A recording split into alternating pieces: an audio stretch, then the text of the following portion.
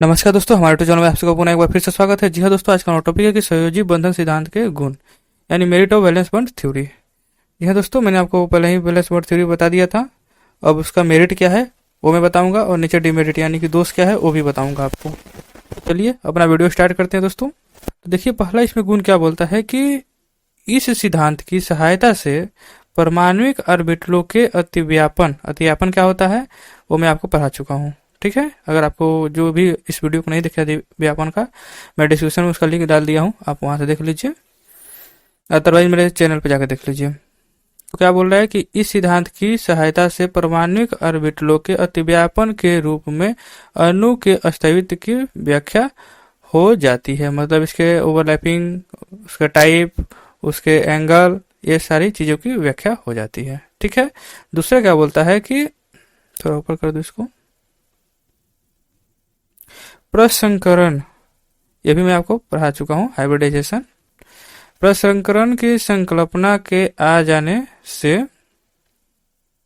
यह सिद्धांत परमाणुओं द्वारा निर्मित बंधनों की संख्या, मतलब कौन कौन से इसमें बंधन है, ठीक है, तो बंधनों की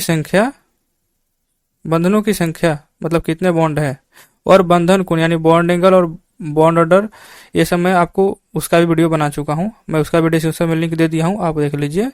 तो क्या बोल रहा है कि बंधन की संख्या और बंधन कोण की व्याख्या कर देता है, वो किसके आ जाने से, प्रसंकरण की सहायता से। ठीक है, अब देखिए तीसरा क्या बोलता है कि अनुनादी संरचनाओं यानी कि रिजोनेटिंग स्ट्रक्चर के संदर्भ में इस सिद्धांत द्वारा अणुओं की संरचना समझ में आ जाती है। मतलब इस अणु की क्या संरचना है, क्या स्ट्रक्चर है, वो इससे समझ में आ जाती है, यानी कि सहयोजी बंधन सिद्धांत से।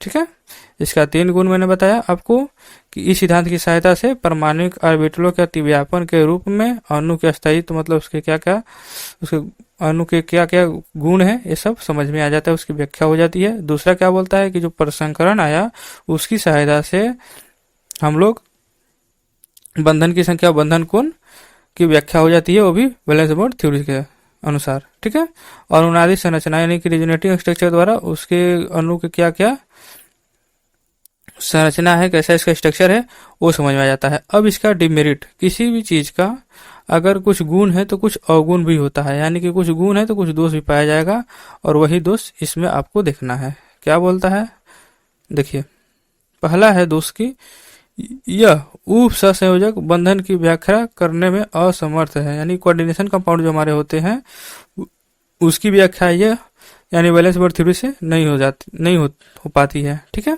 तो इसका दोष है। ठीक, और दूसरा क्या बोल रहा है कि विषम इलेक्ट्रॉन वाले अणुओं की व्याख्या यह नहीं कर सकता है। विषम इलेक्ट्रॉन वाले जैसे कि मान लीजिए 1.5 हो गया, ठीक है, तो उसकी व्याख्या यह नहीं कर पाएगा। और यह कैसे नहीं कर पाएगा विषम इलेक्ट्रॉन वाले, वो इस चीज को पढ़ने के लिए आपको एक अलग आगे उससे एक टॉपिक आपको आगे पढ़ाऊंगा मैं, कि विषम इलेक्ट्रॉन रहेगा तो उसकी यह कैसे व्याख्या होगा, और उसको हम लोग दूसरे नाम से जानते हैं। ठीक है, वो मैं आपको आगे पढ़ाऊंगा। ठीक, अब यह देखिए तीसरा क्या बोलता है कि यह ऑक्सीजन अणु के अणुचुंबकीय गुण को भी समझा पाने में सक्षम नहीं है। जो इसका अणुचुंबकीय गुण है ऑक्सीजन का, वो इस थ्योरी के अनुसार हम लोग नहीं समझ सकते हैं। ठीक है, तो ये जो है ना, उप सहसंयोजक बंधन की व्याख्या नहीं कर पाता है। दूसरा है विषम इलेक्ट्रॉन वाले अणु की व्याख्या नहीं कर पाएगा। तीसरा है ऑक्सीजन के अणुचुंबकीय गुण को नहीं समझ पाएगा। ठीक है, ये कौन नहीं समझा पाएगा, ये सब है सहयोजी बंधन सिद्धांत के गुण। और इन सबों को समझने के लिए आपको एक टॉपिक आगे मैं पढ़ाऊंगा, मॉलिक्यूलर ऑर्बिटल थ्योरी। ठीक है, उसमें ये सारी चीजें पाई जाती है। ठीक है, और इसी कारण ये सब चीजों की व्याख्या करने के लिए ही मॉलिक्यूलर ऑर्बिटल थ्योरी का आविष्कार हुआ। ठीक है, तो चलिए आपको नेक्स्ट वीडियो में पढ़ाता हूं मैं मॉलिक्यूलर ऑर्बिटल थ्योरी। ठीक है दोस्तों, कंटिन्यू वीडियो देखें, आपको सब कुछ समझ में आएगा। Thank you.